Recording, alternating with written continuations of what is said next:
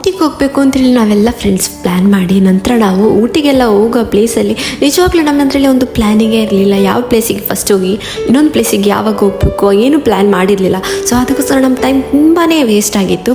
So ನೀವು ಹೋಗುವಾಗ ಖಂಡಿತವಾಗಿ ಒಂದು ಪ್ಲ್ಯಾನ್ ಮಾಡಿ ಯಾವ ಪ್ಲೇಸ್ ಫಸ್ಟ್ ಹೋಗಿ ನೆಕ್ಸ್ಟ್ ಯಾವ ಪ್ಲೇಸಿಗೆ ಹೋಗಬೇಕು ಅಂತ ಎಲ್ಲನೂ ಪಕ್ಕಾ ಪ್ಲ್ಯಾನ್ ಮಾಡ್ಕೊಂಡು ಹೋಗಿ ಆಯಿತಾ. ಸೊ ಇವಾಗ ನಾವು ಹೋಗ್ತಿರೋಂಥ ಪ್ಲೇಸ್ ಅದು ದೊಡ್ಡ ಬೆಟ್ಟದಲ್ಲಿ ಆ ಒಂದು ಹೋಗೋ ವೇಲ್ ತುಂಬಾ ಒಂದು ಏನೋ ಜಾತ್ರೆ ಥರ ಇತ್ತು, ತುಂಬಾ ಥಿಂಗ್ಸ್ ಎಲ್ಲ ಇಟ್ಕೊಂಡು.